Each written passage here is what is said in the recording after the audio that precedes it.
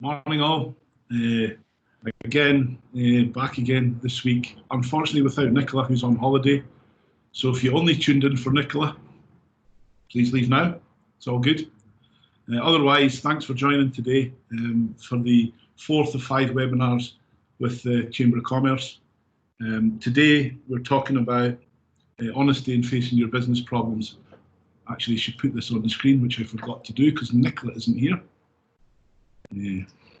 Sorry about this, folks. Should have done this 2 minutes ago. There we go.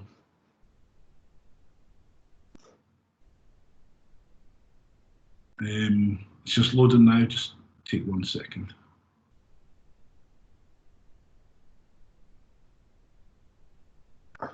Hopefully everyone can see the presentation now. I see Sarah nodding, which is good. Apologies for that. Nicola normally keeps me straight, but today abandoned. As I say, the 4th webinar of the series.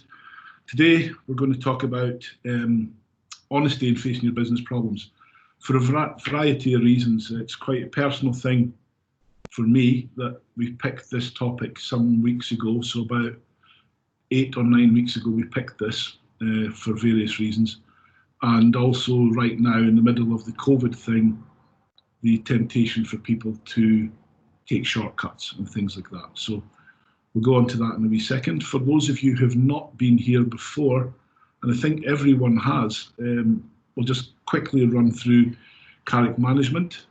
Again, we are a Dundee-based consultancy, primarily interested in scaling up or restructuring businesses in the region of 500,000 to 5 million, normally in manufacturing and quite often family-owned. We're focused on culture, structure, strategy and finance, or any combination of those. And we have a sister company called DLR Media, who share this space with us here, and who I'm also a shareholder of. Carrick Management, based in Dundee 1. We've worked with various companies between Nicola and I and the others. We've also, the companies are on the screen there. We've discussed them in the other weeks, but quickly running through. McGill's in Dundee, ABF Soldiers Charity, Maggie's, Henrik Vida Group, Alexander Sturrock Joinery, Wood Group and Technique FMC. This slide doesn't have it, but Alexander Community Development last week became the most recent for us, and tomorrow we make another announcement for 1 or 2 others that you'll be able to see going forward. And again, apologies for jumping a wee bit because I have to control both screens myself today. So the webinar today. Honesty in facing business problems. Before we begin, we will talk a little bit, as we've done on every occasion. I think it's right to do so in the current crisis, on mental health for 1 second. It's okay to not be okay. The topics we talk about today really can be emotional for people. I don't know anybody, I can't think of anybody that I've met in my entire life who hasn't done something wrong at some stage in their life, including myself. But it's how we deal with things going forward. Sorry, I've lost the screen there. Apologies, people, I've lost the screen.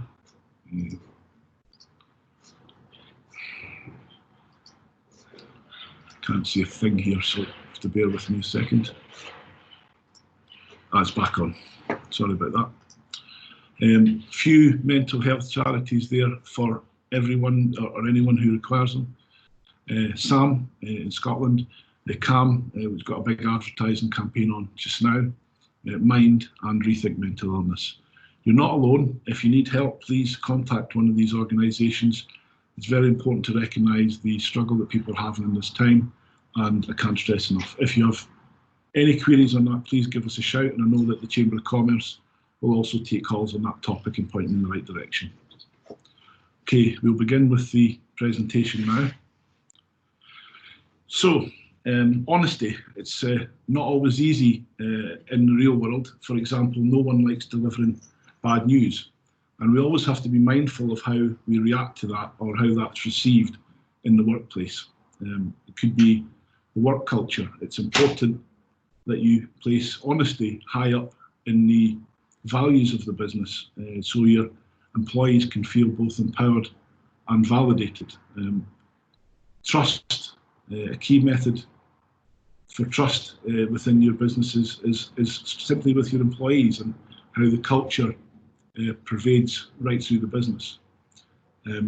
Over a number of years, and this slide is really about personal things to me. Over the years, we've seen less honest working environments in various industries. And in this current crisis, it's really easy for people to take shortcuts, do things that they convince themselves that they shouldn't be, they don't normally do, but it's okay for now. And how that will affect your business in the future is very important. It can turn into something really negative going forward when people lose that aura of trust and honesty with their organisations. It's very, very difficult to get back. And it all starts from within. Later I'll talk about some examples, funny ones and some not so funny ones. But the biggest lies are the ones that people tell themselves. And at this time, it's really easy for people to talk themselves into things that in a normal circumstance they would never do. So that's where we were starting with this, and understanding within ourselves how anybody who can also be an extremely honest person and a person of high integrity can make a mistake. And we're trying to help you to avoid that if you can. Yeah. So, honesty, transparency, integrity. In our opinion, the biggest sales tool you'll ever have. At the end of the day, these three things have a huge impact on your business. Without these three things, everything else you do is completely meaningless because it's internal and you can't escape from it when you look in the mirror, for example. And I want people to think about how they started their businesses. Why go into business for yourself, and why are you in the business you're in? Generally speaking, people set up a business because of opportunity, because they like the industry that they're setting up a business in, that they believe they can do it in some way better than other people. That's why you begin a business in the first place for most people. Within that, you also take a lot of people's reason for setting up businesses, they just can't take working for someone else anymore for whatever reason.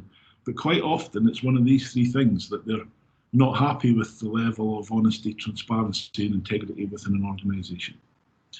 When you start your own business, which I think most of the people here are doing already, you have to try and work out how you're going to be happy and how you're going to reach goals that you set for yourself. That's the beginnings of being honest with yourself within the business. When you get into your business and you're trying to reach those goals, is there a stage where your, let's call it code of conduct has shifted, or where you've had to compromise your core beliefs? I think most of us, again, will face incidents in our working lives where you come up against these barriers, and quite often the more difficult way around it is being honest and transparent and full of integrity. And you see someone else with a shortcut that goes off in a different direction, and they can, in fact, encourage you to take those shortcuts. Again, we would always advise not to be doing that. Looking at your people, did you hire your team members to fulfill a task, or someone who will be with you for the long term, mirroring your own beliefs and your company culture? Here at Carrick, we set up the business originally. Although finance is one of our arms, it's the fourth arm for us. Culture, structure and strategy were the first three, and culture was the very first one. It was specifically because of what we'd seen in other businesses over a working period of 30 years. I just didn't want to work like that anymore. I wanted to have something different and to help businesses do things in a slightly different way, a more honest way. Keeping with the team. Do your team members feel good about the company that they work for? Do they feel good about their work? For sure, they won't if they're living in a culture where it's not honest or there's no transparency. It's the most common reply on surveys of staff and employees that the thing they don't like about their job is these things to be missing. And it happens time and time and time again. Then you come to yourself and you're thinking about yourself and you're saying, well, what can I do to be a better leader for the team, for my community, for the world around us? Again, sticking with this theme, you can be better at all those things simply by being honest all the time and tackling those problems face on. Your customers, so we're looking now, that's employees, yourself, your business, looking at your customers. How can you offer the very best to your customers, your clients, your staff, everyone, if you're not adopting practices which are honest, transparent and full of integrity? And again, how is it possible to say that you've got a business that's focused on service and delighting your customers if you're not bearing in mind these three things all the time? And I can hear myself talking here and I sound a little bit like a school teacher or a parent, but I can't stress how important these things are to me personally, to our business and to the businesses out there that want to work with businesses who carry on like this and who are full of admiration for these traits. So, trading honesty for something else. For us, that's a symptom. That's the end result of something else. It's not the problem itself and it's not the cause. So to get to the bottom of it and to stop making these wrong choices and wrong decisions, you have to get back to the problem and to the root cause. Without being clear on what the real issue is, you run the risk of treating the symptom without addressing the root cause. And therefore the issue will reappear because you'll be faced with it time and time and time again. The symptom is a loss in the honest behaviours we all want to live by as human beings, not just as business people, but as people. You can find tools out there and we can help with that to help you get to the cause. One of the major tools that I like and we use a lot, I work with Daniel Rosie. I don't know if any of you have worked with Daniel on occasion. He works in marketing, he's very good at what he does. But when I first met him, he irritated the life out of me because he just kept asking me why, all the time. Why were we doing that business? Why were we going into this market? Why were we taking a certain path? Over and over again. And at the time, I hadn't really understood why he was doing it.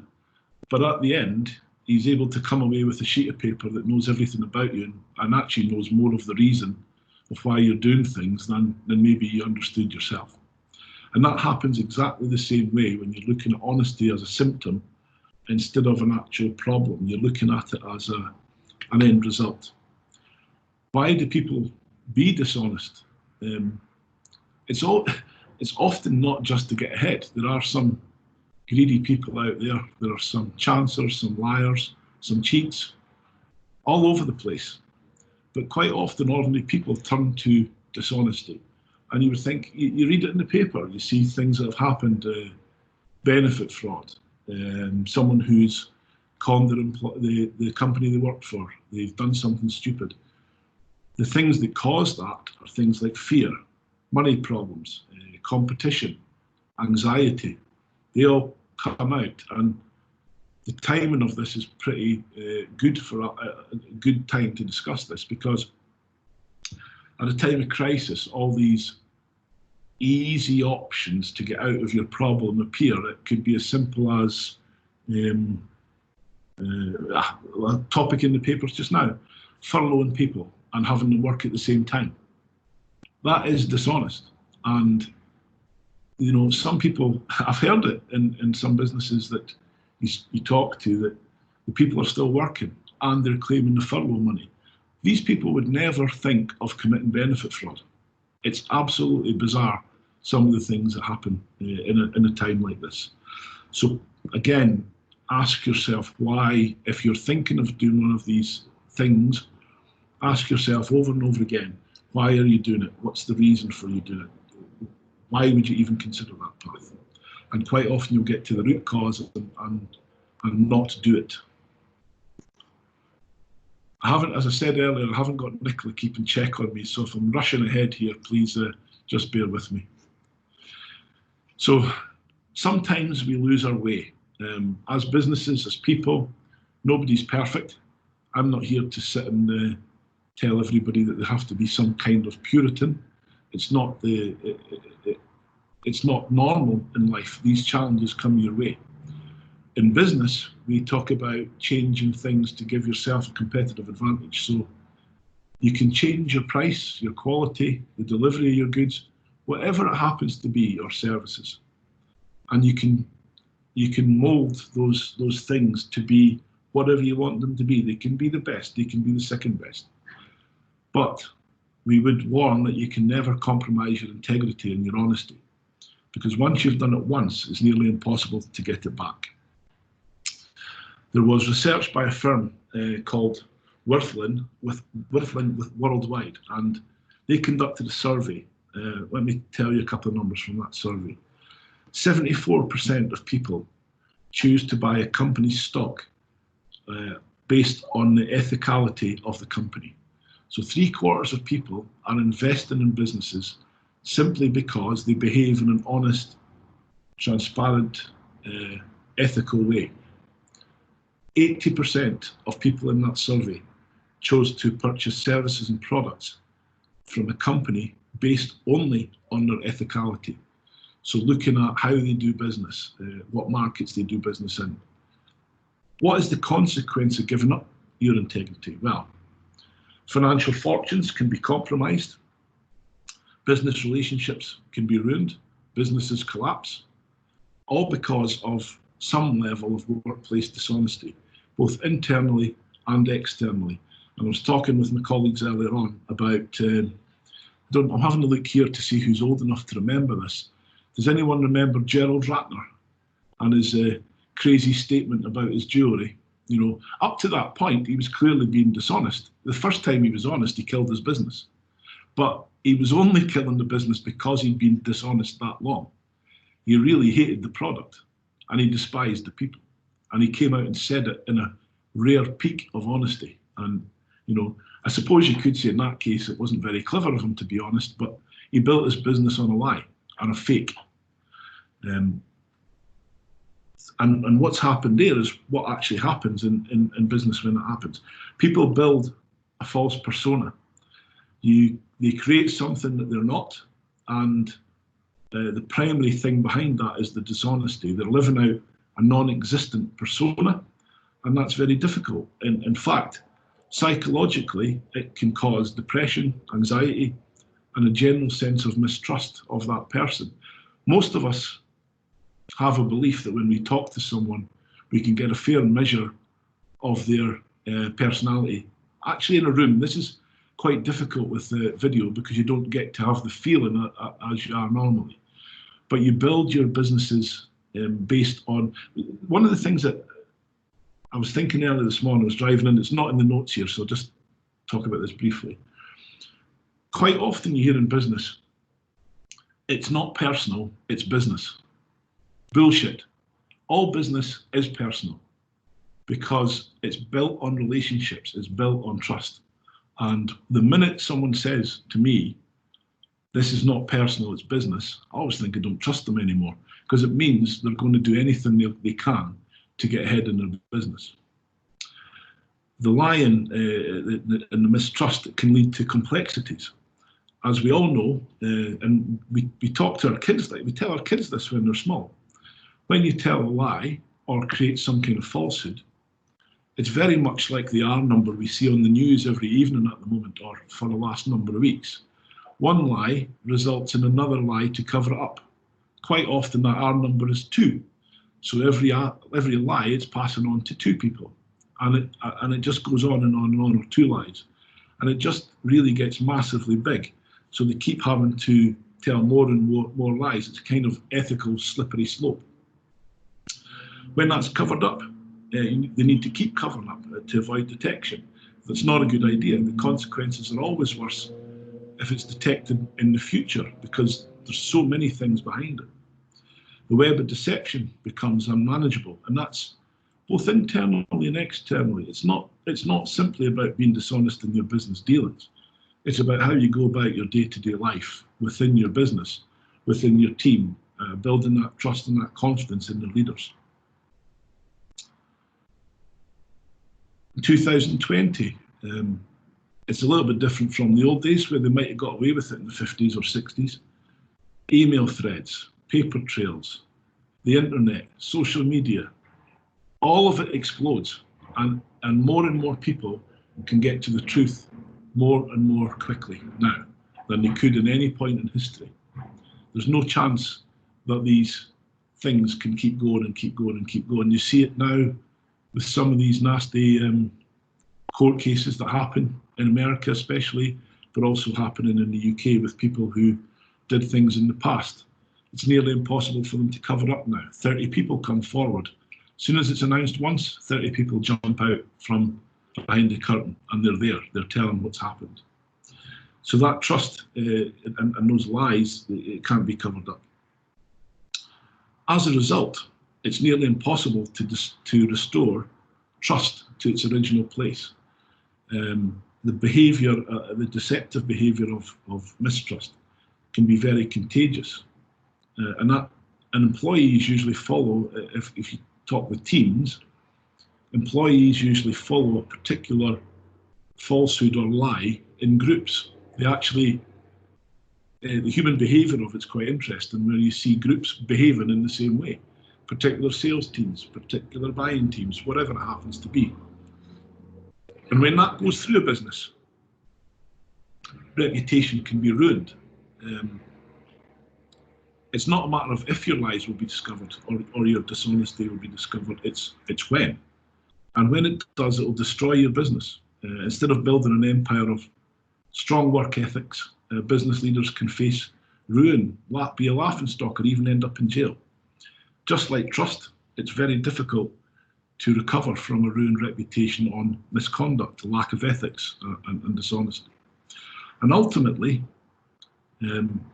destroying your business, having the knowledge of knowing what is expedient and what is right, creates a good reputation. The opposite is the case, and a single person can destroy that for your organisation overnight. Thinking to things like Enron and the things that were going on in various oil companies over the years, where pollution was hidden. I'm picking up a new car today, so I probably shouldn't talk about this, but Audi and the falsehoods in Germany with the emission things, it nearly kills those companies. It costs billions to put right, and people never trust them again. I do, because I quite like their cars, but that's a different story. I've got a famous case from the past. I'll put the whole thing on the screen. We normally I won't do a whole story on the screen, but this one is interesting because many years ago, in fact, when I met Nicola, I was doing my MBA at Abertay, and this was a case that we studied in depth, and it came back to me last week when I was thinking about this webinar. Some of you will know it already, and some of you won't, but back in 1999, let me just stick it on the screen here. Toys R Us. November 1999, the internet was not as massive as it is now, and Toys R Us set up a new online system for ordering. They did that in November, actually, so about 6 weeks before Christmas. Not really the cleverest time to start a new online sales system, I would think, but that's what they did. And in this case here, what they did, they were having difficulty. They were promising that if you placed orders before the 10th of December, you would definitely have it before Christmas. They knew, they understood when the system went live that the system kept crashing. They could not fulfill those orders. And at that time, just before the 10th of December, Toys R Us were absolutely aware that they could not follow their promise. And what they did, instead of admitting we can maybe talk about it later, but what they could have done was have admitted their mistake on the 10th of December, allowed people to go and make alternative arrangements, and saved Christmas for pretty much all of their customers. What they chose to do 2 days before Christmas, so they waited for about 12 days, and then they decided to send out an email to their customers saying, we're sorry, we're not going to be able to do this. Now, in the light of customer service online in 2020, this seems really crazy. It was also crazy then. What they did next, I don't know if anyone's aware of this, maybe one or two know already, but what they did next was pass their entire delivery system to Amazon. Sorry, go back. Press the wrong button there, guys. Sorry. Just take this back one. Sorry about that. They passed it all to Amazon, and actually nowadays, Amazon are the biggest company in the world, and Toys R Us are gone completely. And a lot of that can be traced back to how they made that mistake back in December 1999. I'll leave this, I'll be able to send this out if anyone wants to read it more in full, not go through it. I think you get the idea.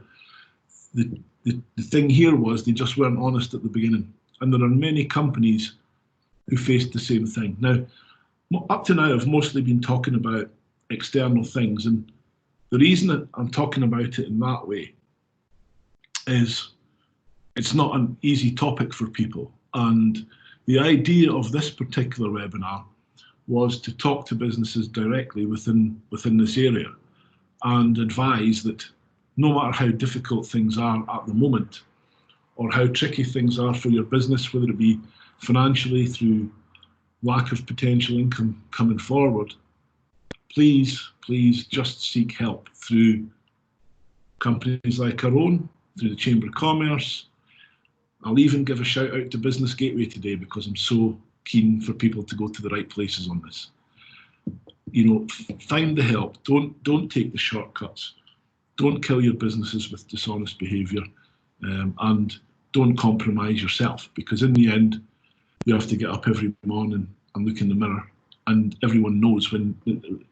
We tell kids, you know the difference between right and wrong. Well, as adults, we also know the difference between right and wrong. And I'm perfectly okay in the business world of having grey areas where my knowledge or my competitor's knowledge gives an advantage over each other. I'm not okay saying that black is white or white is black. And there's a major difference. Everyone knows what's right and what's wrong. And if you have to sit there and think whether it's right or wrong, it's probably wrong. So please bear that in mind. I'm not getting a break from talking today, so you're not getting a break from listening. So I guess with Nicola, I find it a lot more straightforward.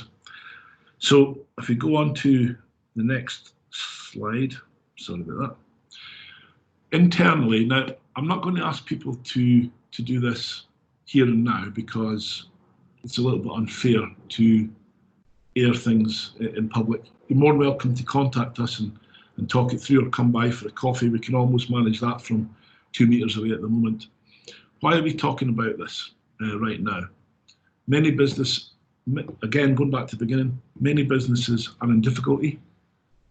Shortcuts can appear attractive, but they are not.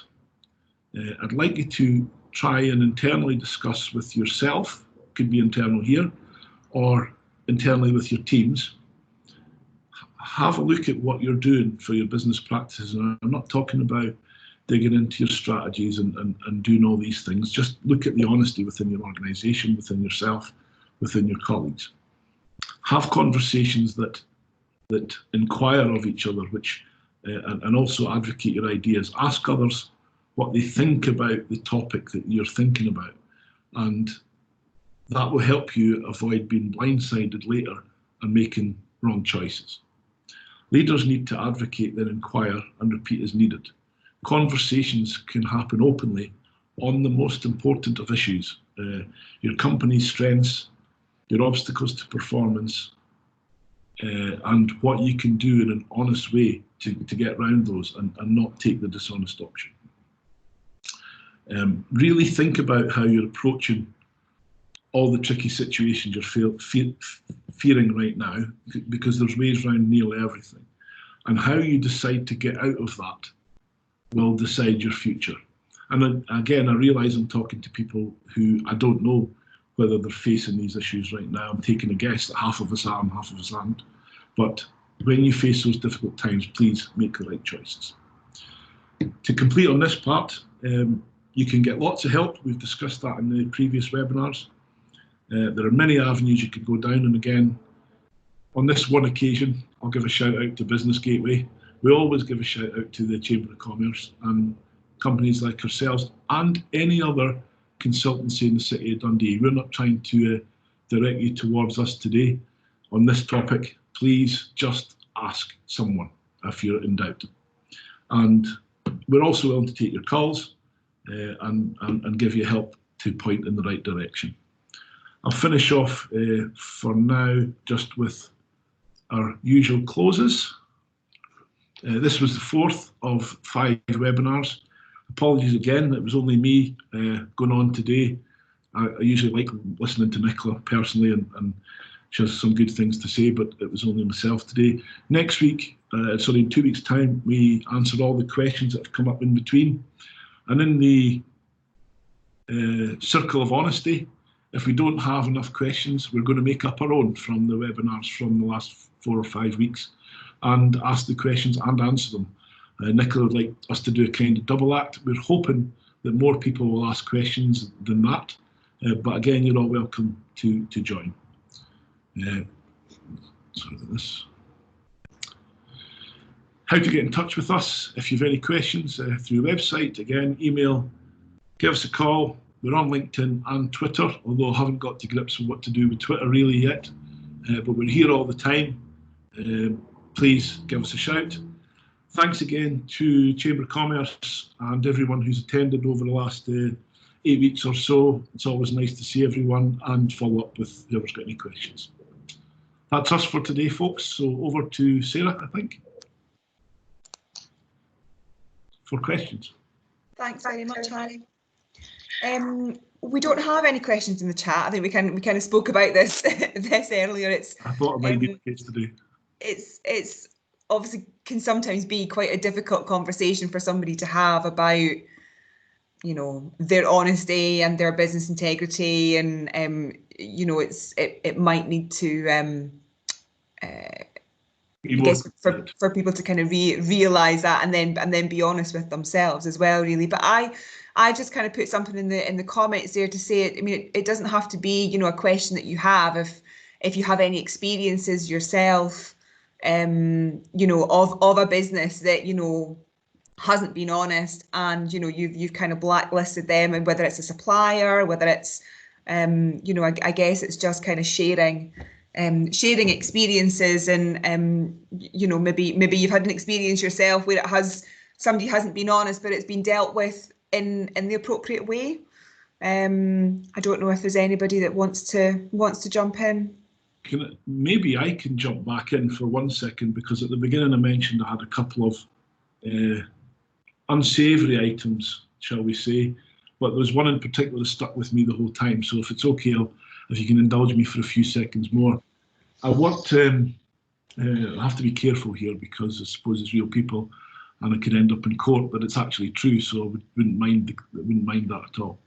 I worked for a guy. I actually stopped working for him because of this incident some 7 years ago. I was a supply chain director in a pretty decent business in Aberdeen, and as I said in the webinar, I'm perfectly okay with sort of grey areas in business. I'm fine that you get a competitive advantage by doing your work, finding out your intelligence in advance, and preparing your plan and your action so you've got an advantage over someone because they don't know something, whether it be potential sale, potential customer, whatever it happens to be. But I will never say that black is white or white is black, and I refuse to accept from people who work for me or people who I work for that they're prepared to lie about something. And in this case, I I actually did leave, so it's not, I didn't just put my job on the line, I just quit there and then. I was asked to lie to a supplier that a payment was being made when I knew it wasn't being made. And then the guy, the boss of the company, had the audacity to tell them directly that the cheque was in the post. And he justified it to me because the cheque was in the post. He did go and write the cheque. He did write it out for the right amount to the right company. What he didn't say was he put his own home address on the envelope. So he posted the cheque to himself. The supplier was never going to get it, but he justified his level of honesty and integrity to the supplier by saying, I've put your cheque in the post. At that point, I knew I couldn't work for that guy anymore. And it sounds really stupid these days, now, but I just couldn't cope that someone who I worked for was quite brazenly willing to break a rule of integrity like that and expect me to still work for him. And I'm sure we've all got hundreds of stories of daft things. That, for me, was one of the daftest things. It cost me my job because I just quit. It cost him a very good supply chain director who's went on to better things. And all that because he decided to do something stupid. Yeah, bizarre. So sorry for jumping in again there, but I want to share that story because I think it's one that's sometimes worth telling. Yeah, I think honesty is not just with your suppliers or your clients, it's with your team as well, and your team are there to support you, and if they've not got that behind them, then like you say, people do leave, unfortunately, and that can sometimes fail a business as well. I don't know if anybody else has got any other experiences that they want to jump in with. Everyone's hiding today. It's one of these subjects, isn't it, where I was going to ask, but I don't, it's not really a question, it's just an observation about this topic that I was going to say, have you ever seen anybody, do the opposite, kind of trumpet about how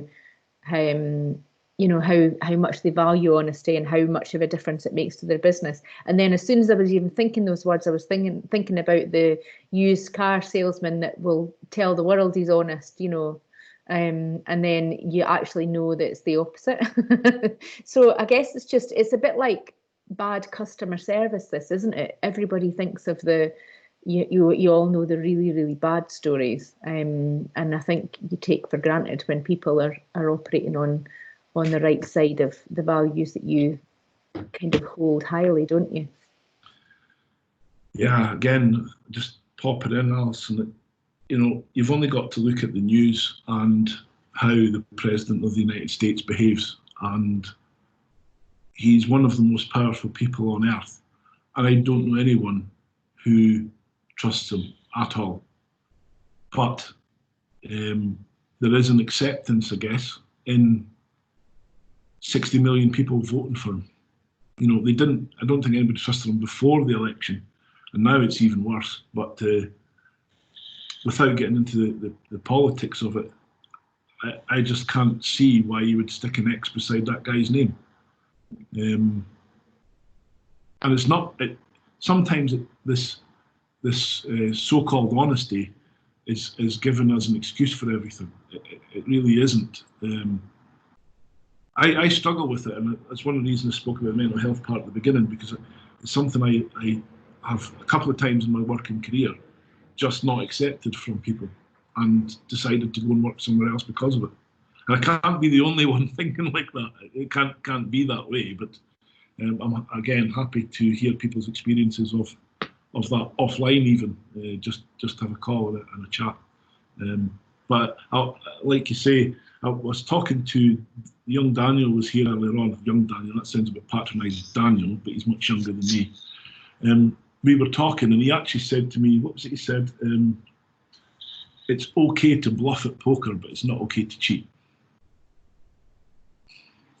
And that actually summed up the whole webinar for me. And that he's right. It's fine to play a hand you've got and use your intelligence and use all the other things, but it's not okay to pull something from thin air and lie about it. Just a thought. Interesting. If I could jump in. Yeah, is that Trevor? Yeah, hi. That's a really interesting point. It's okay to bluff, but not to cheat. I think where the real difficulty lies is in applying that analogy to realms outside poker. So your former boss who put that check in the post, I'm willing to bet he called that a bluff. And if your moral and your ethical compasses are not are not tuned properly, you can convince yourself of that that what you've done is in fact just a bluff. It's just the way the game is played, and so it can be a slippery slope, I think, when you, because I've certainly seen situations where a company has their customer, giving them say a questionnaire about, it doesn't matter whether it's I don't know, data security or ethics, slavery, whatever it is. And there's some very specific questions that are asked there that have an answer that they don't really want to give. Classic example would be, do you have a disaster recovery plan? It's a question that a lot of customers will ask their suppliers. And I've been in a business where they answered yes, knowing full well that the honest answer was really no. And they thought, well, what's the worst that's going to happen? If they audit, they're not going to audit our compliance. I said, well, does that matter? And apparently to these people, it did matter. And then they said, well, if they do audit so here was what their solution was. They said, well, we'll answer yes, and we will basically write a disaster recovery plan on the back of a fag packet, because the question doesn't say, do you have a good disaster recovery plan? It just asks you if you so at that point, when you have people who are thinking that way, they will, I suppose, try to find ways around it. I think in the end, you still always have to come back to just what's right and wrong, and sometimes the bluff versus cheat line isn't quite so readily defined, I think. I think you're right, Trevor, but on the instance I talked about, he absolutely knew he was lying. In fact, was proud of it. So it wasn't even on the borderline of bluff. He was quite happily telling the story in the office that this is what he did. So in that case, it was just a straightforward, dishonest move. With regard to disaster recovery plans or any other questions in a questionnaire, I think that's one of the things that we like to tackle that with companies who we work with in manufacturing specifically, because if you're following something like ISO 9001 or some other industry standard, the perception of auditors in particular is always that the auditors are there to catch you doing something wrong.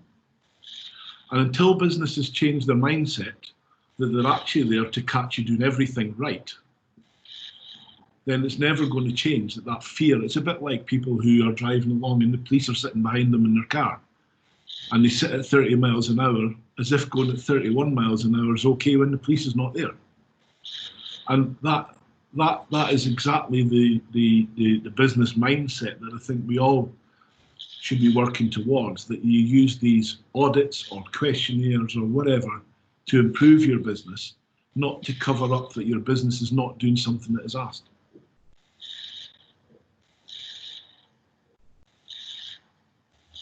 Sarah?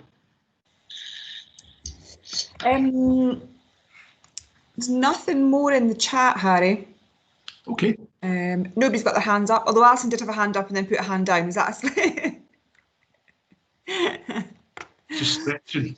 Yeah, quite possibly.